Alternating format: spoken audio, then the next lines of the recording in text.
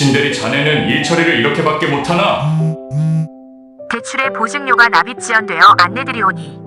당신은 왜 이렇게 답답해요? 요즘 물가가 얼마나 올랐는데요? 아빠, 내가 왜 태어났는지 모르겠어. 하나님을 믿지 않는 사람들은 물론이고 하나님을 믿는다고 교회에 다니는 크리스천마저 왜 불행하고 고단한 인생을 살고 있는지 이유를 설명해주는 사람이 아무도 없습니다.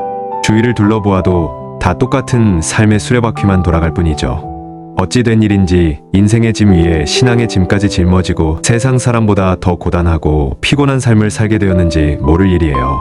그러나 예수님은 우리에게 쉼 있는 인생을 약속하시지 않았나요? 그럼에도 불구하고 우리네 교회 지도자들은 이 문제에 대해 속 시원한 답을 하지 못하고 구린 입을 다물고 있어요. 겨우 한다는 말이 하나님께서 고난을 주신 이유는 연단을 받아 견고한 믿음으로 견디면 결국 축복해 주시고 천국에 갈 거라는 위선적인 덕담과 위로뿐이죠. 그래서 이 책을 쓰게 되었습니다. 실제 삶 속에서 경험되어지는 문제들과 성경의 지혜를 바탕으로 쓴 실제적인 솔루션. 이 책을 통해 당신도 형통하고 행복한 삶을 살게 되었으면 좋겠습니다. 쉰 목사의 행복을 잃어버린 크리스천. 전국의 온오프라인 서점에서 만나보실 수 있습니다. 오늘은 귀신들은 몸의 장기에 결탁하여 있다라는 제목으로 한번 생각해 보도록 하겠습니다. 성경은 이성적이고 합리적으로 이해되거나 과학적으로 증명되는 책이 아니죠. 말하자면 영적인 책입니다. 즉 영적인 존재인 하나님과 천사 그리고 사탄과 귀신들이 주인공으로 등장하며 영적인 존재들이 세상과 사람들을 지배하고 통치하고 있죠. 그래서 성경에는 기적들이 난무하며 이해하지 못하는 사건들로 도배하고 있다고 해도 과언이 아닙니다. 그러나 우리네 신학자들과 목회자들은 이런 영적 현상에 대해 별다른 얘기들이 없죠. 성경이 기록되었던 시대에 당시의 사람들에게 해당되었던 특별한 사건이었을 거라며 애둘러 덮고 있습니다. 왜냐하면 이 시대에 자신들이 알 수도 없고 이 같은 능력을 실행에 옮길 수도 없기 때문입니다. 그렇다면 하나님이 과거에 성경의 위인들의 하나님에 불과하지 살아계셔서 현재에도 우리들에게 동일하게 역사하시는 하나님이라고 말할 수 없지 않겠습니까? 축복이나 구원을 말할 때는 성경 구절을 줄줄이 도배하면서 이를 철석같이 믿어야 된다고 목소리를 높일 때는 언제이고 자신들의 영적 무능과 무기력이 드러나는 구절에 대해서는 과거에 일어났던 일에 불과하다고 꽁무니를 빼고 있으니 한심하기 짝이 없죠. 그래서 오늘은 귀신들이 몸에 그 장기에 붙어서 고질병과 장애를 일으키는 사건에 대해서 생각해 보고 싶습니다. 그때 귀신 들려 눈멀고 벙어리 된 자들을 데리고 왔거늘 예수께서 고쳐주심에 그 벙어리가 말하며 보게 된지라. 마태복음 12장 21절 말씀이죠. 예수께서 안식일에 한 회당에서 가르치실 때 18해 동안이나 귀신 들려 앓으며 고부라져 조금도 펴지 못한 한 여자가 있더라. 누가복음 13장 10절 11절 말씀이요. 주여 내 아들을 불쌍히 여기소서. 그가 간절로 심히 고생하여 자주 불에도 넘어지며 물에도 넘어지는지라. 마태복음 17장 15절 말씀입니다. 귀신은 사람의 몸에 잠복해서 배와 가슴에 집을 짓고 뇌를 장악해서 지배하면서 포로로 만드는 것이 일반적인 공격 유형입니다. 뇌를 지배하면서 자신의 생각을 넣어줘 속이는 것은 사람들이 알아채기 힘들지만 뇌세포를 장악하고 병들게 하는 그 마음의 병이 바로 정신질환이죠. 예수님은 간지를 들린 아이가 바로 귀신 때문에 그렇다고 콕 집어서 말씀하고 계십니다. 또한 거라사와 광인은 전형적인 정신분열 증세를 보이고 있죠. 이 역시 귀신이 몸에 잠복해서 뇌를 조종하여 정신분열 증세를 일으키고 있습니다. 그러나 귀신들이 뇌만 병들게 하는 게 아니에요. 몸에 장기들에게 들러붙어서 병들게 하고 있죠. 위에서 허리가 꼬부라진 여자의 병세는 디스크 협착증입니다. 등뼈가 서로 들러붙어서 꼬부라져 장애가 된 상태인데 기이하게도 이 장애의 원인이 귀신이라고 성경은 말하고 있습니다. 또한 눈이 멀고 벙어리가 된 장애인들도 죄다 귀신 때문이라고 밝히고 있어요. 맹인이나 벙어리, 귀머거리 등의 장애는 시각이나 청각기관에 귀신들이 결탁하여 더 이상 기능을 하지 못하게 불구가 된 현상입니다. 그렇다면 귀신들이 이 같은 감각기관이나 장기에만 결탁하여 고질병이나 불구가 되게 하겠습니까? 귀신들은 어떤 기관이나 장기에도 들러붙어서 고질병과 장애를 일으킬 수 있다는 것은 바로 성경에서 수도 없이 말하는 그러한 내용이죠. 그러나 문제는 우리네 교회에서 이런 문제를 해결하지 못하고 있다는 것이죠. 자신들에게 성령이 들어오셔서 구원을 받았다는 것을 철석같이 믿으라고 다그치고는 있지만 그 사실을 검증하는 때는 이 땅에서가 아니라 심판 때 앞에서나 확인할 수 있는 일입니다. 물론 우리네 교회에서는 저와 같이 주장을 하면 믿음이 없다는 지책이 쏜살처럼 되돌아오겠지만 말이죠. 그렇다면 이 땅에서 귀신들의 공격과 성령의 능력을 확인할 수 있는 일에는 꿀먹은 벙어리가 되는 이유가 무엇입니까?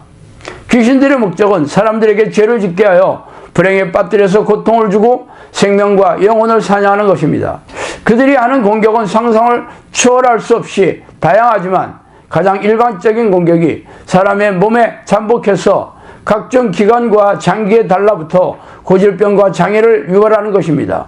교회 안에도 고질병과 장애인 혹은 정신질환을 가진 교인들이 넘쳐나지 않습니까? 그렇다면 성령의 능력으로 귀신을 쫓아내면서 고질병을 치유하고 정신질환을 낫게 해야 하지 않겠습니까? 그러나 왜 우리네 교회는 이런 사역에 관심조차 없으며 관념적이고 사변적인 교리에 파묻혀서 형식적인 종교의식과 희생적인 신앙행위만을 반복하는 이유가 무엇입니까? 바로 미혹의 영이 교회 지도자의 머리를 타고 앉아 자신들의 생각을 넣어두어 속이고 있기 때문입니다. 그래서 대부분의 교인들이 무능하고 무기력한 믿음으로 고단하고 팍팍하게 살아가고 있는 이유입니다. 저희 영성학교 공동체 식구들의 가까운 가족 중에도 정신질환과 고질병으로 고통을 받고 있는 이들이 널려 있습니다. 이들 대부분은 자신들이 그동안 다니는 교회에서 중직을 맡고 있으며 신앙의 연륜도 오래되었죠. 그래서 이런 질병을 치유하기 위해 성령이 내주하는 기도를 해보라고 권유하면 손사래를 치면서 기피하기 일쑤입니다. 자신들의 안에 이미 성령이 안에 계시고 함께하고 있다고 믿고 있는데 또 무슨 하나님의 이름을 부르는 이상한 기도를 하라면서 이단 비스무리하게 여기고 도망을 치기 일쑤입니다. 참 기이하고 안타깝기 짝이 없죠. 사실 영성학교에서는 그동안 수백 명의 사람들에게서 귀신을 쫓아내면서 많은 고질병과 정신질환의 치유가 일어났죠.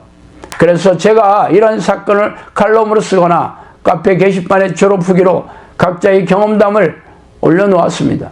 그러나 이 글을 읽은 사람들의 상당수가 놀라면서 신기하게 여기고는 있지만 정작 이 기도 훈련을 하려고 하는 이들은 많지 않습니다. 저의 주장이 사실이라면 정신질환이나 고질병을 앓고 있는 사람들의 상당수는 귀신들이 잠복해 있다는 증거가 아닙니까? 그렇다면 귀신들이 잠복해 있는데 어떻게 천국에 들어갈 수 있을까요? 거의 모든 정신질환 환자나 상당수의 고질병 환자들에게 귀신을 쫓아내는 축출 기도를 시작하면 귀신이 드러나는 증세가 나타나기 시작합니다. 귀신들이 나가면서 병세가 호전되고 치유가 일어나게 되죠.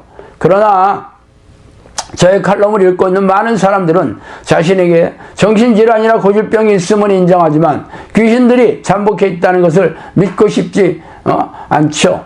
그렇다면 심판대 앞에서 자신의 운명을 확인해야 할 것입니다. 성경의 사실을 믿지 않고 예수님의 말씀을 멸시하는 이들이 교회 예배에 규칙적으로 참석하고 있다고 해서 천국에 자격이 있겠습니까? 기가 차고 어이가 없는 일이죠. 자, 오늘은 여기까지 하겠습니다. 감사합니다. 지우는 오랜 세월 교회를 다녔습니다. 주일 성수는 물론 봉사활동에도 적극적이었고 사업이 잘 될 때는 꽤 큰 액수의 헌금이나 11조도 빼먹지 않았죠. 하지만 그의 삶은 늘 고단했습니다. 그의 몸은 병마와 싸우고 있었고 가정은 깨졌고 마음에는 깊은 한숨이 자리했습니다. 어느 날 지우는 잠 못 이루는 밤에 우연히 유튜브에 동영상을 보게 되었는데 크리스천 영성학교의 신 목사님의 말씀을 듣게 되었고 이제까지 그가 궁금해했던 의문점들과 그의 삶의 문제들을 해결받을 수 있겠다는 희망을 가지게 되었습니다. 다음 날이 밝자마자 신 목사님의 나는 이렇게 기도해서 하나님을 만났다 를 주문하고 책이 도착하자마자 단숨에 읽어 내려갔습니다. 그리고 그는 자신이 그동안 열심히 교회를 다니고 희생적인 신앙 행위를 했어도 현재 내 모습이 내가 내 삶의 주인이 되어 하나님이 원하시는 뜻은 안중에도 없이 살았던 것에 대한 결과임을 알게 되었습니다. 책은 성경에 나온 대로 쉬지 않고 전심으로 기도하는 것이 하나님의 뜻이고 성령이 내주하시는 하나님과 동행하는 길이라는 것을 알려주었고 구체적으로 어떻게 삶에 적용하며 기도해야 하는지 신 목사님이 경험하며 열매를 맺은 실제로 했던 그대로를 알게 해주었습니다. 놀랍게도 그의 삶은 기쁨과 평안한 마음으로 변화되고 몸도 치유되기 시작하였고 그는 비로소 성령님이 내 안에 오셔서 하나님을 주인으로 섬기며 동행하는 삶의 방식으로 살 수 있게 되었습니다. 크리스천 영성학교 신 목사의 나는 이렇게 기도해서 하나님을 만났다는 당신의 삶을 놀랍게 변화시킬 깨달음을 선사할 것입니다. 지금 바로 이 책을 통해 하나님과의 깊은 만남을 경험해 보세요. 나는 이렇게 기도해서 하나님을 만났다는 전국의 온오프라인 서점에서 구입하실 수 있어요.